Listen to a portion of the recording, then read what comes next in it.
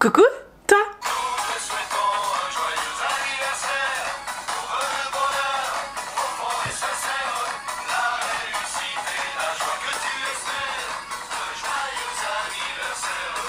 Et oui, on est le 25 février aujourd'hui et c'est l'anniversaire de la chaîne. Elle fête ses 3 ans.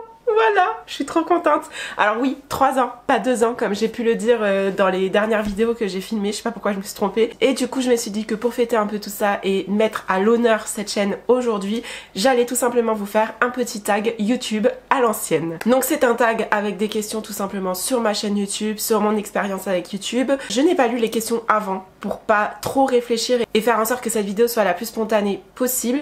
Donc c'est parti, on va commencer tout de suite du coup. Alors la première question c'est qu'est-ce qui t'a donné envie de créer ta chaîne YouTube? J'avais envie en fait depuis des années déjà de créer quelque chose de moi-même et j'avais aussi bien évidemment envie de partager des choses avec d'autres gens. Et il faut savoir que je regardais des youtubeuses depuis très longtemps et très vite à partir du moment où j'ai commencé à vraiment suivre des youtubeuses, je me suis dit ah, ça me tenterait bien de faire la même chose. Vraiment, très vite j'ai eu cette envie de faire la même chose, mais entre avoir envie et se lancer, il y a tout un monde.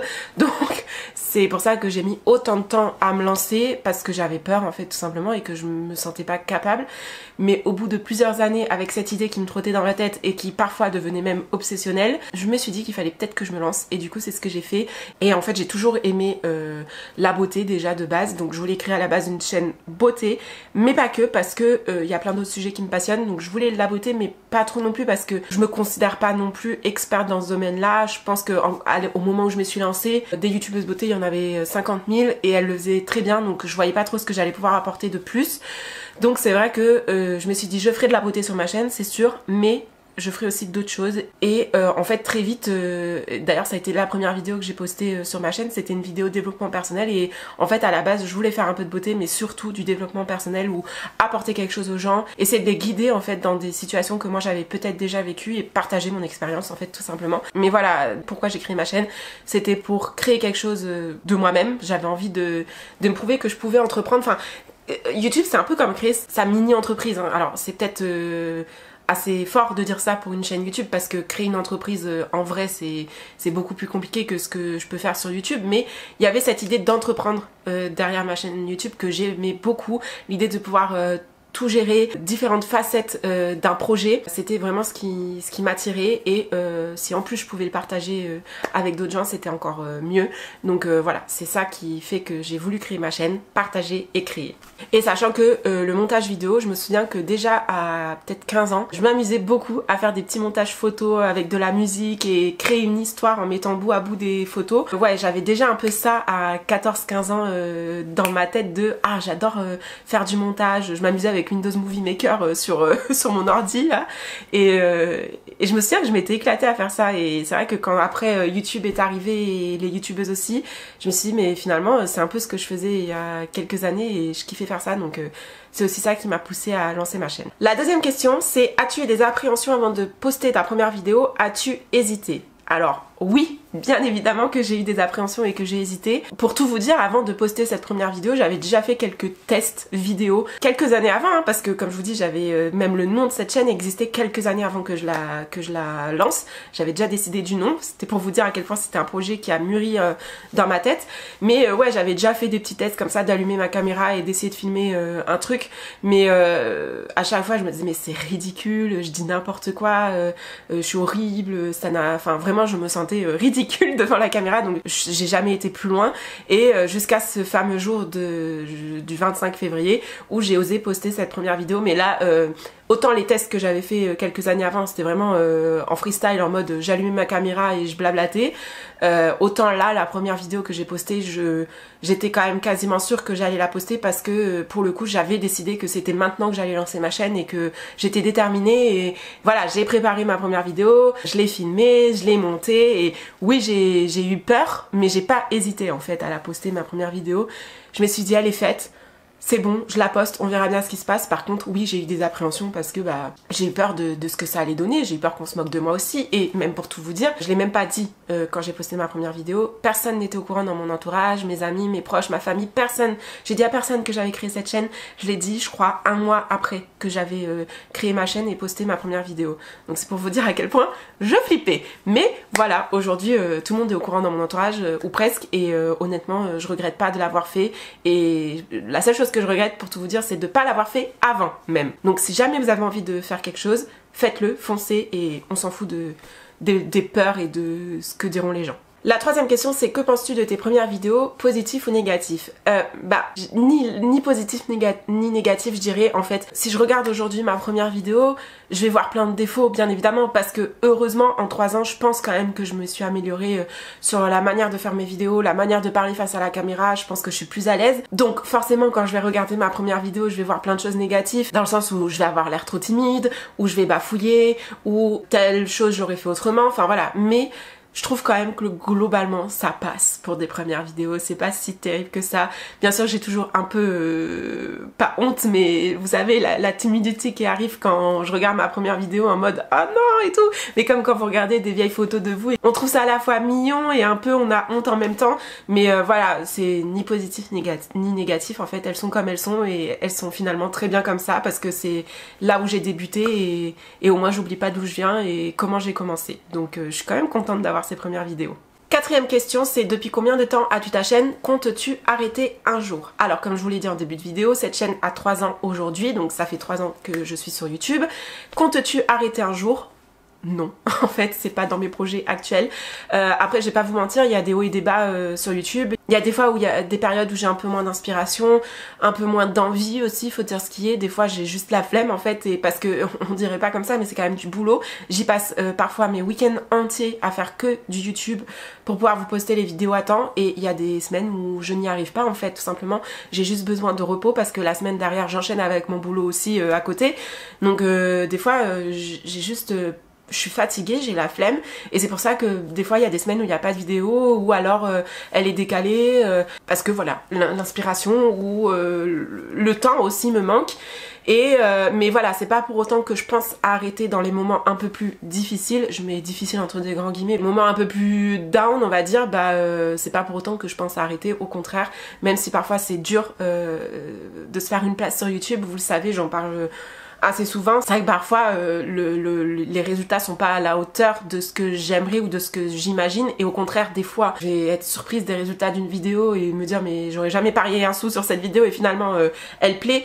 Donc voilà, c'est assez aléatoire en fait, et c'est ça qui est le plus dur sur YouTube en fait, c'est de se dire que c'est ultra aléatoire et que finalement t'as beau tout faire pour qu'une vidéo marche ou que ta chaîne marche, bah il y a des choses dont t'as pas la clé, dont t'as pas la main, et tu peux pas contrôler, et ça c'est assez compliqué parfois, et c'est ça qui fait que des fois c'est un peu démoralisant. Mais pour autant je ne pense pas du tout à arrêter. Comme je le dis à chaque fois, tant que je prends toujours du plaisir à faire ce que je fais et que il y a quand même des gens qui regardent un minimum, bah je continuerai. Et en fait j'ai même envie de vous dire, si un jour plus personne ne regarde, je sais pas si je continuerai pas quand même, juste pour le kiff de créer une vidéo, faire du montage et trouver des idées, et voilà. Donc bon. Donc non, je ne pense pas arrêter un jour. Vous allez encore devoir me supporter pas mal de temps ici, voilà, désolée. La 5e question, c'est t'est-il déjà arrivé de refilmer une vidéo parce qu'elle ne te plaisait pas ou pour d'autres raisons? Et si oui, combien de fois? Alors c'est très rare, mais oui, il m'est déjà arrivé de refilmer une vidéo. Je crois que ça m'est arrivé qu'une fois en fait. J'en ai qu'une qui me vient en tête que j'ai refilmée. C'est ma vidéo sur les culottes menstruelles. Je vous la mets dans le petit pour ceux que ça intéresserait. Cette vidéo, pour tout vous dire, je l'ai refilmée parce que je l'avais filmée une première fois et en fait c'est juste que c'était une catastrophe parce que je l'avais pas un minimum préparé. Il y a des vidéos comme ça où il faut quand même un minimum écrire quelques lignes avant, quelques directions, pour pas, juste pour avoir les infos sous les yeux. Par exemple, rien, ne serait-ce qu'avoir les prix, les marques des culottes, même si les marques je les connais par cœur, les prix je les connais pas par cœur, vous voyez. Donc il fallait que j'ai ça sous les yeux, et j'avais pas du tout préparé la première fois que je l'ai filmé, et du coup c'était un gros mess total. Ça partait dans tous les sens. En plus la luminosité ça n'allait pas du tout parce que j'avais filmé ça le soir en mode à l'arrache et ça allait pas du tout, enfin franchement ni sur la forme ni sur le fond. Donc c'est la seule fois où vraiment je me suis dit là il vaut mieux que je refilme la vidéo et que j'estime qu'au montage je vais pas pouvoir la rattraper. Donc voilà, donc oui ça m'est arrivé une seule fois et je l'ai refilmé qu'une fois du coup. Si je regarde un peu sur le côté c'est parce que mes questions sont juste là. Donc la 6e question c'est: t'arrive-t-il de rigoler en regardant tes vidéos que tu viens de filmer par rapport à tes bugs, bafouillages, etc. Et oui, bien sûr qu'il m'arrive très souvent de rigoler, je me fous de ma gueule en fait tout simplement, hein, voilà, au montage. Des fois j'ai des gros bugs ou je bafouille ou juste voilà, je sais pas, je fais des têtes qui me font rire. Donc oui, ça m'arrive souvent de rigoler en regardant mes vidéos et en les montant parce que des fois faut dire on est ridicule et c'est pas grave en fait, ça fait partie de la vie et il faut savoir en rire. 7e question c'est: qu'utilises-tu comme logiciel pour éditer tes vidéos et combien de temps passes-tu en moyenne sur une vidéo? Alors en termes de logiciel que j'utilise pour faire mes montages, j'utilise Movavi Video Editor. Donc c'est un petit logiciel de montage basique qui coûte peut-être 40 € à l'achat. C'est pas le meilleur logiciel de montage honnêtement, mais il fait très bien l'affaire quand on débute. En tout cas moi j'ai débuté avec lui. Après ça reste parfois un peu limité dans ce qu'on peut faire, mais vous le voyez, mes montages ils sont pas foufou et c'est pas ce que je recherche non plus. Alors des fois oui, j'aimerais bien juste faire un montage de ouf et me lâcher sur ça, mais déjà j'ai pas forcément le temps, comme je vous dis, avec la configuration de ma vie actuelle, avec mon boulot à côté, je n'ai pas le temps de faire des montages ultra travaillé. Donc des fois ça m'arrive, il y a des vidéos par exemple un peu plus voyage où j'ai envie de faire des montages un peu plus travaillés et pour ça bah, je prends le temps du coup, mais c'est vrai que je reste quand même assez limitée avec ce logiciel là,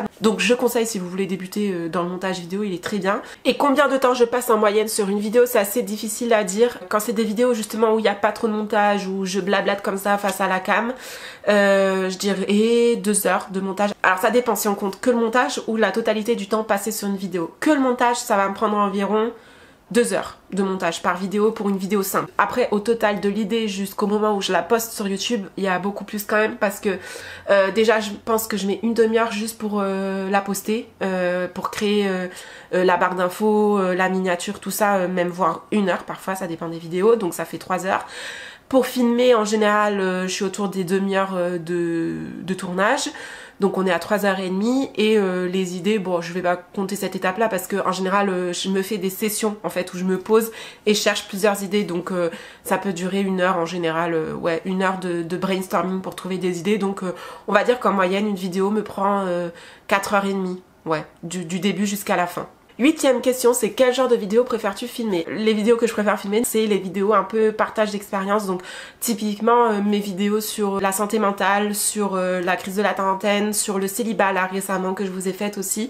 Toutes ces vidéos là où je me pose devant la caméra, où je partage mon expérience, où je parle un peu en toute, pas en vulnérabilité, mais où je partage vraiment une expérience personnelle pour essayer de vous aider aussi, ou pas forcément, parce que la crise de la trentaine, comme je vous disais, j'ai pas forcément de solution à ça, mais pour autant ça vous a quand même aidé, enfin vous avez été nombreux à réagir à cette vidéo, que ce soit sur la vidéo ou même en privé, et ça me fait trop plaisir d'ailleurs. Mais ouais, c'est les vidéos que je préfère tourner parce que bah finalement c'est les vidéos les plus intéressantes je trouve pour moi à filmer et ensuite à monter. J'adore monter ce genre de vidéos, mais c'est aussi les vidéos où il y a le plus d'impact derrière, où je vois que ça vous plaît, où il y a plus d'échanges. Et moi c'est pour ça que je fais mes vidéos, c'est pour avoir des échanges avec vous, c'est pas pour la poster et que derrière il se passe rien. Donc c'est aussi pour ça que c'est les vidéos que je préfère. Je sais pas comment on peut les appeler ces vidéos là, parce que c'est pas du développement personnel à proprement parler, c'est pas non plus des vlogs, c'est pas c'est vraiment des discussions en fait, c'est les vidéos de discussion où je vous parle comme si j'étais avec mes potes en fait. Donc ouais, les vidéos discussion c'est celles que je préfère. 9e question, et qui me fait bien rire, c'est: comment t'habitues généralement en bas quand tu tournes tes vidéos? Pyjama, shorts, pantalon, jean, culotte, ou soyons fous, rien? C'est n'importe quoi cette question. Oui, bah je vais être le cliché de la youtubeuse, je porte en général un bas de jogging ou un legging un peu de sport.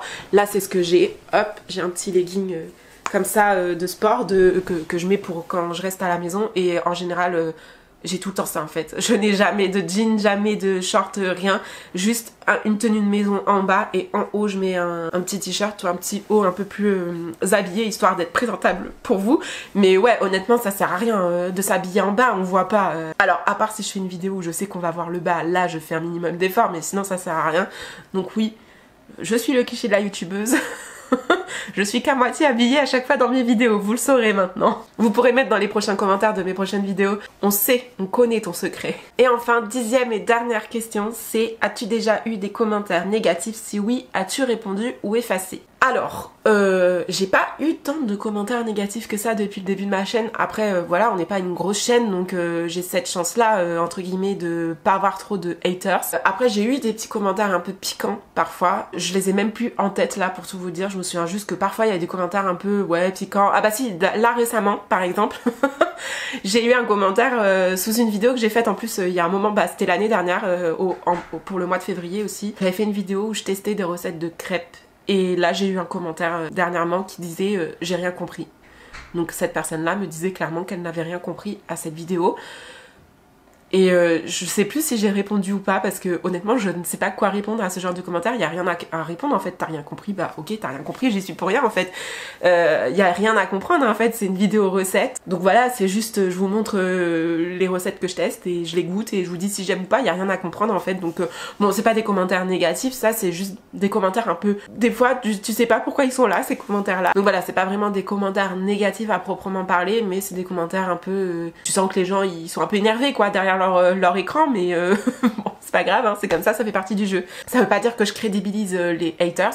Parfois ça va trop loin et sous prétexte qu'on est anonyme et caché derrière un écran, les gens ils se lâchent et je suis pas d'accord avec ça. C'est pas parce qu'on décide de s'afficher sur YouTube qu'on doit subir ça, mais moi en tout cas pour l'instant de ce que j'ai eu c'était pas bien méchant. Donc voilà, c'est tout pour cette vidéo où je réponds à 10 questions sur YouTube. J'espère que ça vous aura plu. En tout cas, je voulais profiter de cette vidéo pour vous remercier d'être toujours plus nombreux sur cette chaîne à me suivre, de regarder mes vidéos, de partager avec moi sous mes vidéos ou même en privé.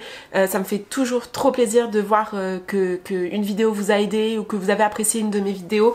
Donc n'hésitez pas à chaque fois à venir me parler sous mes vidéos ou même, comme je vous dis, en privé si vous voulez pas le faire en public. Il n'y a aucun souci, ça me fait toujours plaisir. Donc voilà, merci de me soutenir en tout cas. N'hésitez pas à liker et à vous abonner à la chaîne d'ailleurs si ce n'est toujours pas le cas. Et puis bah quant à moi, je vous retrouve très vite dans une prochaine vidéo. Mouah.